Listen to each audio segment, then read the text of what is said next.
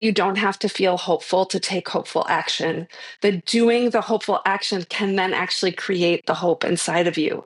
So whether that's getting active in your community, whether that is just holding space for somebody else, when you're feeling down, whether that's just tapping into your own personal strengths or supporting others, we can take positive action even if we're not feeling positive.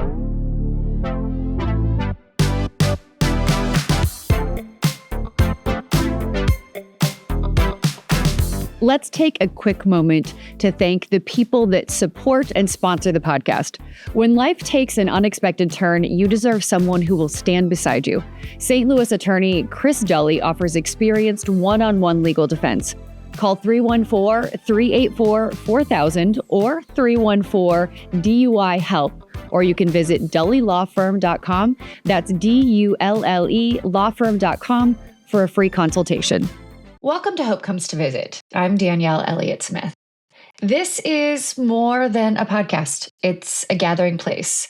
It's a place for us to open our hearts and to have honest conversations, and definitely a place where we hope that hope shows up right on time.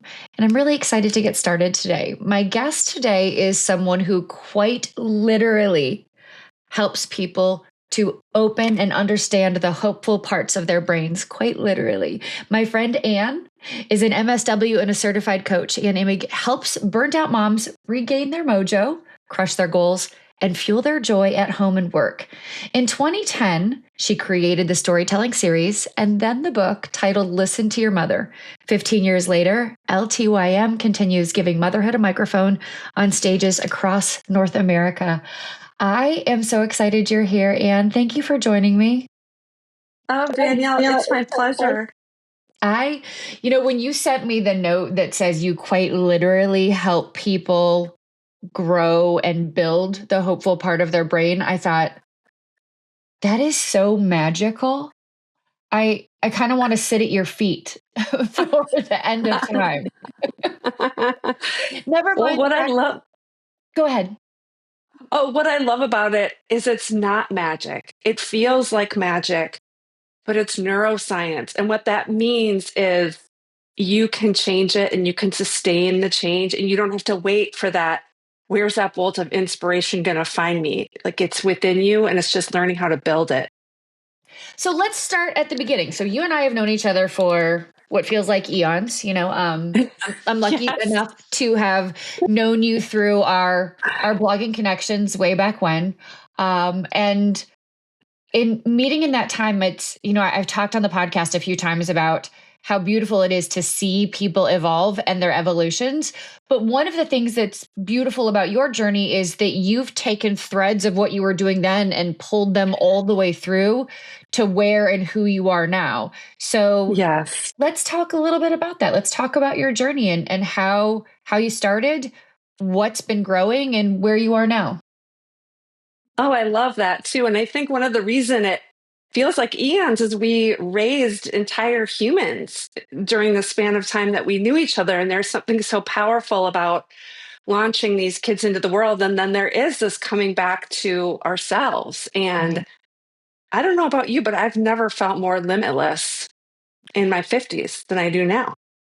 It's funny that you say that, because the only thing I would take from my 30s is probably my skin texture. But other than that, I am proud of the wisdom that I have earned. I am proud of the work I've had to do to get to where I am now. And I know that I just get to keep growing and evolving and learning. And I know that there's still so much more to come. And that's exciting to me.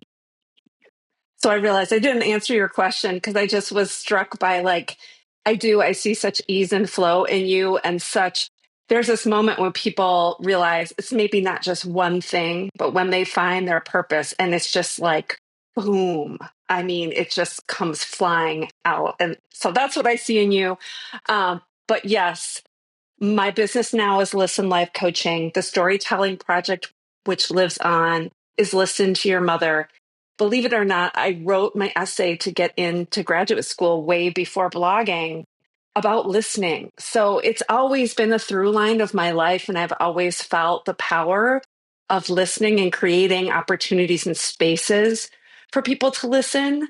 I actually believe that is hope in action. I think Listen to Your Mother, for people that aren't aware of it, you can look at listentoyourmothershow.com, or maybe there's a show near you. It's a storytelling show where everyday people share their story of motherhood.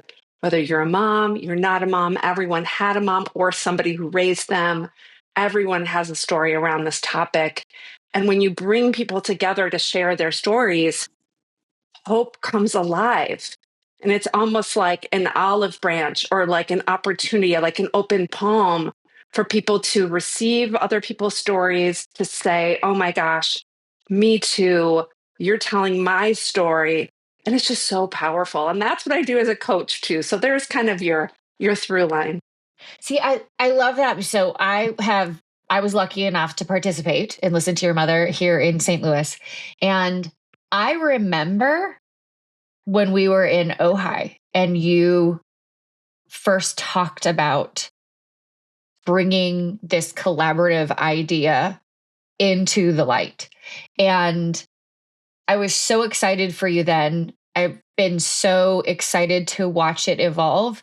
And now seeing this iteration, storytelling has always been such a huge part of who I am back in my reporting days, but even now, right? That's what this is, because I think everyone has a story of hope that can inspire someone else, whether that's something they've been through or something they want to go through, or whether it's about resilience or change or challenges. I just think that listening to each other allows us to learn and grow and believe in ourselves in a different way, because that little bit of inspiration, sometimes it really is that piece of listening and recognizing our own story coming out of someone else's mouth that allows us a tiny kernel of belief that may not have been there before.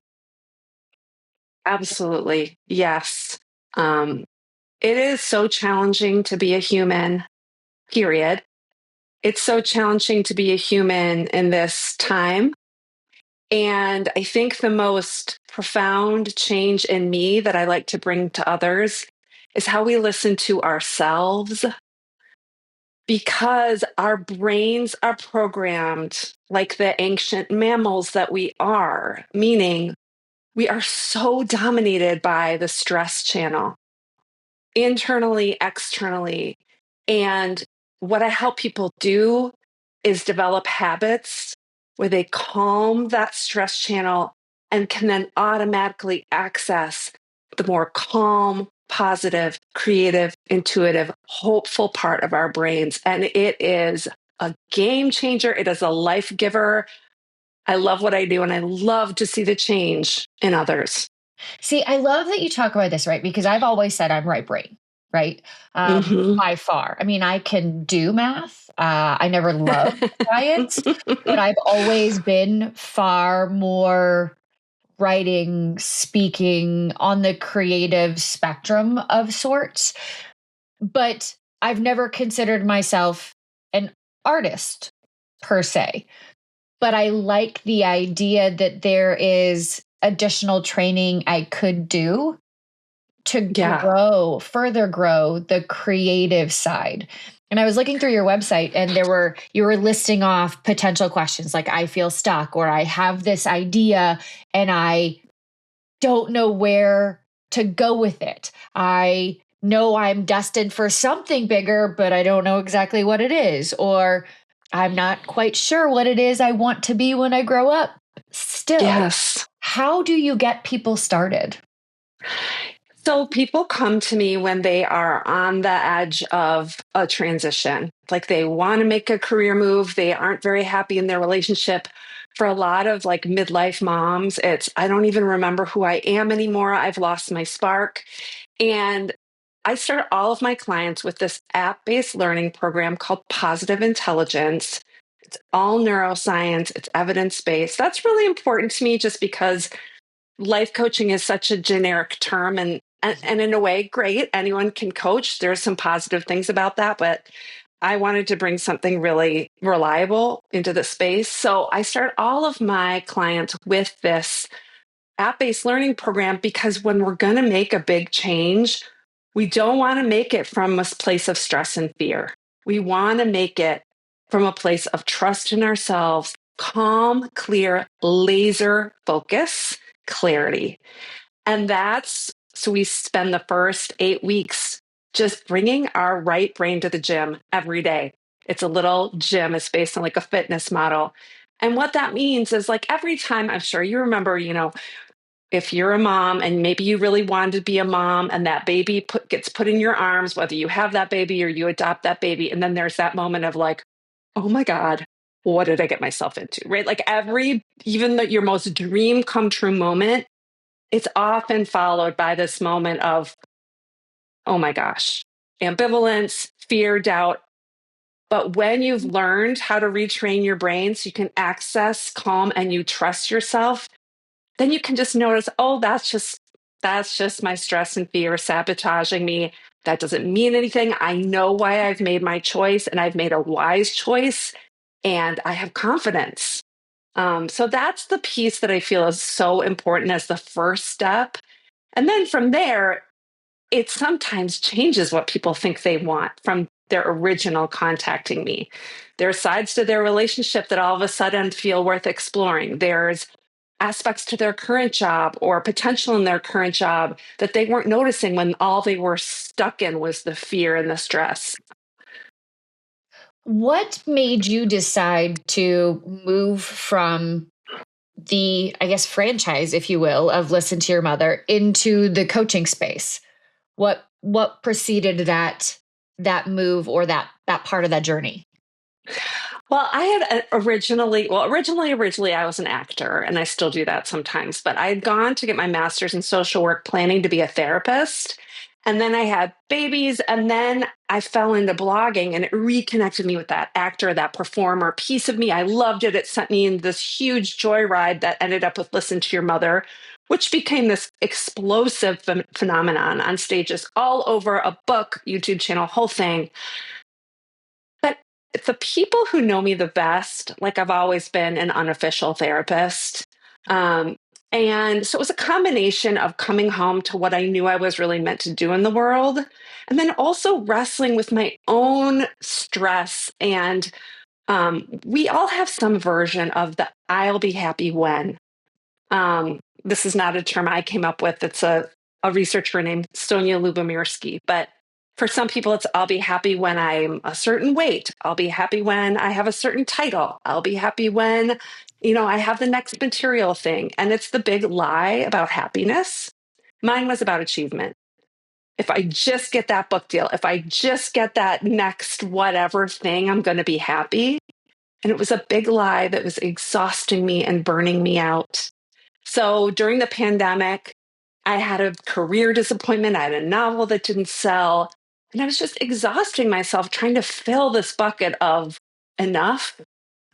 And my therapist, my own coach, they were like, the more successful you get, the more miserable you are. Meanwhile, I have this beautiful life around me. I have this beautiful life. So I know you talk a lot about recovery on this podcast, and I think we're all addicted to something. For me, it was achievement and praise. And you can tie this stuff directly back to childhood, which is something that, is part of this work.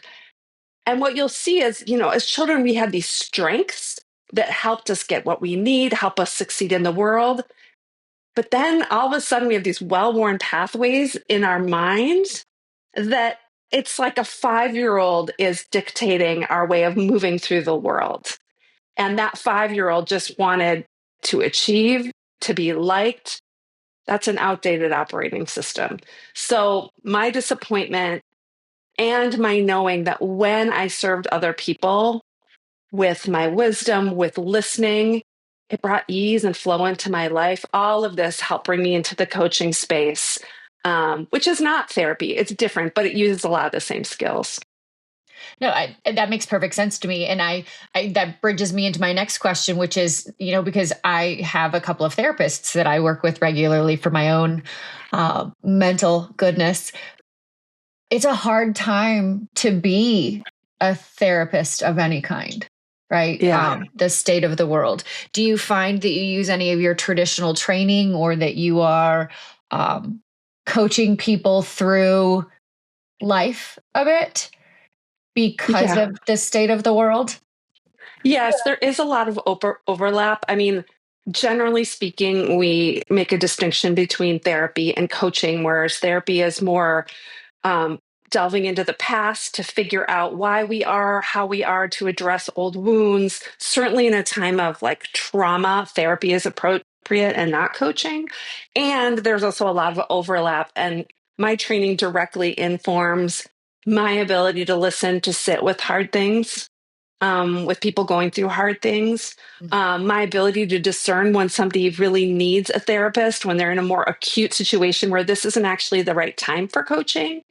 Um, and also the tools that I select, the program that I went to for my master's in social work at University of Chicago was really, even 25 years ago, really focusing on evidence-based practices. Let's make sure the interventions we're offering are sound. And I feel the same way as a coach. It's really important to me. I love that. I love that you're not just hanging up a shingle that says, I'm a life coach, that you're using Right. the neuroscience. And I love the piece about training our right brain and making solid decisions. What has Yeah. been the most beautiful piece about coaching, the most satisfying, as you have moved into this piece of your journey? I mean, I usually work with people over 6 months, and the transformation, people who have been doing everything they know how to do to take care of themselves, including, therapy, often medications, things that are really important. Mhm. And then they come to me and layer this piece in that they've never done. This, what we call mental fitness piece, positive psychology, and a specific program that I use, like I said, positive intelligence. And all of a sudden, they are sleeping better. All of a sudden, they have stopped drinking. All of a sudden, they are making art again. The transformations, it just feels like a miracle. Just to circle back to the beginning of our conversation, it's a miracle to witness. And then I also know I'm helping somebody develop something that they can use and have for life without needing a coach. They've got it. It's their brain. And now they know how to use it in such a more powerful way. It affects all the people around them, because it literally leads to more opportunities in real time. When we are dominated by stress and fear, our brain literally narrows, our vision literally narrows. And when you calm that part of your brain and you develop this more intuitive, creative, positive piece, you literally have more options in real time. And it's fascinating. It is fascinating. How do you define hope, Anne? How do I define hope? Um, there's a lot right now of people talking about how hope is action. You don't, and that was the first piece of good news that I learned in my coaching program, is that you don't have to feel hopeful to take hopeful action. That doing the hopeful action can then actually create the hope inside of you. So whether that's getting active in your community, whether that is just holding space for somebody else, when you're feeling down, whether that's just tapping into your own personal strengths or supporting others, we can take positive action even if we're not feeling positive. And it doesn't mean fake it. It doesn't mean turn your frown upside down, because actually we need honesty and authenticity to be able to truly move through our feelings toward more positivity. But it's also not this huge leap to, like, I'm sad, now I'm going to be happy, or I'm feeling depressed, now I'm going to be hopeful. It can be the tiniest half step to just feeling a little more curious that can change the rest of your day, and your dynamic with this person can help you unclench from this black and white thinking, this one way you're so sure things have to go. Hope is just making a little more room for possibility. What type of work would you recommend someone do before they come to you to start doing the work? What type of prep work would I do if I was What questions am I asking myself? How am I getting ready to come to work with you to train Yes. my hopeful brain? Yes, you would go to positiveintelligence.com and take the saboteur assessment. It's fascinating. It's 5 minutes.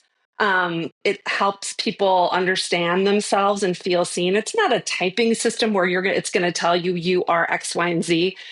But and then I give everybody a full free 50 minutes with no strings attached, and we just go over the assessment. We talked about the impact that the stress brain has on our lives, how it would be different if we could quiet the stress and fear in our lives, that anxiety, what could become possible. So, in essence, you don't have to do anything to prepare yourself. All I'd say is if you are in the middle of a crisis, if your mental or physical health is not stable, that's not a great time for coaching. But, That was going to be outside my of next that, question. yeah. If someone is in the middle of something, if they are in the middle of an incredibly stressful situation, should they wait until they've resolved a few issues and have the time and the energy to dedicate to working with you? Well, that's why we do that free breakthrough session, because you're judging, am I the right fit for you? I'm judging, does this feel like this person's in a place that's healthy for coaching? And we get to know each other a bit. And, I don't sell anybody anything. Like, I only want to work with people who are excited, psyched, and ready. It doesn't mean that they're feeling like everything's awesome in life, typically not. But that when we meet and we talk about the work, they're like, yep, let's do this. Because coaching isn't pulling somebody along. Coaching is helping navigate. Coaching is helping, be a cheerleader. But you're the one in the driver's seat, and it's going to be up to you. And so that's kind of what I'm sussing out. Is it a good fit between us, and is this person ready? Are there any things that we could be doing on our own to get us into the right mindset of tapping into our right brain or our creativity Yes. or our calm? Yes, there are really easy 10-second exercises that you can do. I could take you through some right now if you want, Danielle. I would You love can that. either cut this or you can leave it in, No. depending. Yeah, I love it. So, the building block of this work, it's like I said, it's based on the fitness model. Like, we don't go to the gym once and then like come out buff and done for the rest of our lives. That's not how fitness works. The same is true of this work. It's a daily practice. And the building block is something we call PQ reps. So PQ is positive intelligence, just like EQ is emotional intelligence. And the rep is like the reps with a weight. So all it is deeply tuning into your senses for 10 seconds at a time. And I'll bring you through a few of them, and then you can see which ones you like. Okay. And then we'll talk about how you use them. Okay. So I'm going to close my eyes. You can do the same, or you can just pick a soft point of focus. Listeners, if you're driving, please don't close your eyes unless you want to pull over. And all you have to do is listen. You don't have to talk back to me. Just silently listen, and I'll guide you through just for a moment. And we'll start with 3 deep breaths, just really focusing on the movement of your chest or stomach. And you can put a hand. So just letting go of your thoughts and deeply tuning into the effortless movement of your chest and stomach as you breathe in and out.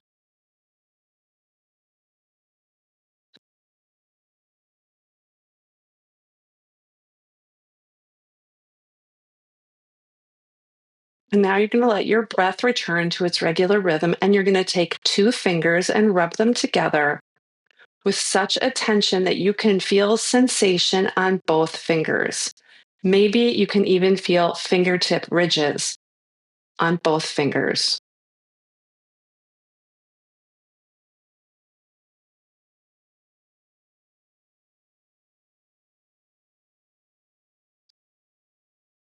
And then relaxing your hand and letting go of your thoughts. Now listen for the farthest away sounds you can hear.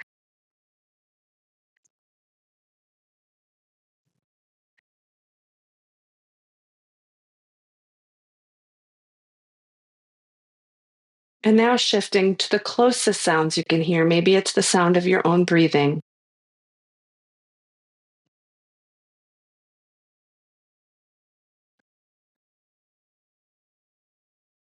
And then finally, taking 3 more deep breaths, letting go of your thoughts, and just notice the temperature as you inhale through your nose and how the temperature changes when you exhale through your nose.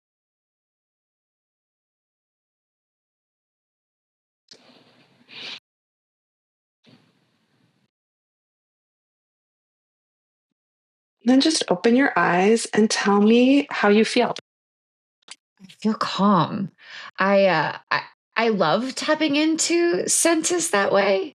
Um, some of those are I use similar techniques. I've been very stressed lately, and so Yes. I have found myself using similar techniques, sensory techniques. Yes. What do I see? What do I hear? What do I Yes. taste? What do I smell? In order to calm myself in situations where I feel like I might lose my mind. Yes. So So, taking this pause and tuning into our senses, not just 3 breaths, but like making it real specific, like the temperature of the air or the sound. mhm. This is how we switch our brain from the left to the right, generally speaking. Okay. And people maybe will say, "Well, I meditate in the mornings." Like that's amazing. This none of this is new, right? It's just the way it's put together Mhm. is that if you're in the middle of a stressful conversation or your boss is yelling at you can't go to your meditation pillow. But what you can do is rub 2 fingers together underneath the table. Okay. You can notice the temperature of your breath, and you will automatically help yourself calm down and access your intuition and more choices automatically when you do that. Which means that we're not making rash decisions, right? We are allowing that right side of our brain to tap in, to calm a little bit, to Yes. potentially make more rational decisions. Well, and just functionally, it's slowing us down. We're doing this before we respond. And often, if it's really stressful, we get flooded with those stress hormones. So it's just Right. giving us a fighting chance to get a little more calm. And sometimes that's it. Sometimes there's not going to be all of a sudden an epiphany, but it's just giving you one more beat to think, do I even want to say anything? Maybe what I need to do is leave the situation. That's fair. That's fair. I like that. I mean, I do meditate. I have gone through spates where I meditate and then I fall off a little bit and right now I am in a meditate every morning before I start my day. And Mm, and I am grateful for that time. And there are times during the day where I stop and write or I stop and read and focus on things just so that I can tap into that intuition. When I do focus, I recognize different sensations in my body. I yes. recognize that my body allows me to feel differently. And Yes. that level of intuition is really important to me. It's not something I ever accessed in my 20s. It's not Yeah. something I was ever aware of years ago. It's definitely something I've grown into as life has done a very good job lifing over the past, 15 Well, years. we're really trained in this false belief that the more we think, the more clarity we're going to have. And it's actually the opposite oftentimes. We need to stop the thinking. And that's what these PQ reps do. They I get like us that. out of that worry, that perseverating, that actually just leads to more thinking and worry and more stress, to just give us that breath. What has been the most beautiful, the most surprising epiphany for you as you have evolved? Yeah, I just love my everyday life now. I'm not waiting for my happiness to be dependent on something else or somebody else. And it's a crazy time to hear somebody say, like, I love my life more than ever. But I've never been so aware that this is my only life. And that, yes, we're seeing incredible challenges right now and really, really scary, stressful things. And there also always have been since the beginning of time. and that I'm going to be my most powerful. I'm going to be able to affect change the more I can calm down. And the last thing I'm going to do is let the negative elements of this world steal my joy. Sorry. Nope. I love that. Good for you. Where can people find you? What is the best way to find you, get in touch with you, learn how to work with you? Yeah, listenlifecoaching.com, where I'm Ann Imig on social channels, Instagram, Facebook. I'm not on TikTok, Is there LinkedIn. is there anything I didn't ask you that you'd like to share? No, it's just so great to reconnect and around these themes. And I think we covered it. I am so proud to know you. It's been so wonderful to watch you fall so beautifully into a happy and satisfied and content and peaceful place. And it exudes from you. And I love that. Danielle, thank you. Likewise, one thing I love about your work in the world is you've been so honest and generous in sharing the hard things that you've gone through, whether it's divorce or, sobriety, but also you share your joy and celebration so generously. And many people don't know how to celebrate. And it's really important for this kind of rewiring of our brain. And it doesn't have to be big. It doesn't have to be like the beautiful wedding photos that I know you're sharing. They're so wonderful that I get to see. But also just when we notice I'm stressed out and we do a couple deep breaths, celebrating like I just changed my day. Yes. It is So, sometimes it's the small things. I mean, I shared yesterday one of our wedding pictures, but what I shared with that was that James came to me yesterday morning and said, "Hey, I just want you to know I'm proud of you." And and I said, "Why?" And he said, "Because you're staying sober. Like, I know that things have been hard for you lately. I know you have felt especially triggered lately. And the fact that I am with someone who sees me as well as he does and acknowledges and celebrates the fact that I'm still here and still working at it and still doing it, it made me want to be honest and accountable. Even I'm almost 7 years in, but sometimes it's still damn hard, right? yeah. And those are the things that we don't always say, right? Like sometimes we go like, "Hey, I'm 6 years, I'm 7 years, I'm 5 years," but we don't always say. Sometimes I get so triggered that I just have to go sit at home and breathe through it. And these are the steps I take because it's imperative that I remember why I have chosen a sober life and why I don't want to go back. But it's Well, and it's essential for staying sober and for me for um, enjoying this better mood baseline, this happier life that I have is remaining committed to being a learner. And that's what you're talking about. It's not this before and after, like I used to be this way, now I'm this way. right. Because then you close down. Like once you're like, I've got this, I'm expert, it actually makes us more vulnerable to the negative, for the previous habits or when we can just say like, yep, I'm a work in progress and it's hard sometimes. And sometimes I stumble off, but I always come back because I know how important this is to me. And I'm just committed to keeping learning about this and practicing for the rest of my life. It's funny. You just said the phrase that I never say, which is, "I've got this," right? And that's what I've always told people. That's how you know that you are in a vulnerable place when you start to say, "I've got this," because in Yeah. sobriety, we don't graduate. We don't Right. get to a place where we say, like, "I'm sober, I'm good," right? If we start to find ourselves in a place where we say, "I've got this," that's when we need to double down because we've never got this. I mean, people relapse after 7, 10, 25, 40 Sure. years, and it can be detrimental to who we are. And Yeah. I don't want to be that person. So, but Yeah. When people say, I've got this, you immediately close down your brain to learning. And curiosity is literally the antidote to anxiety.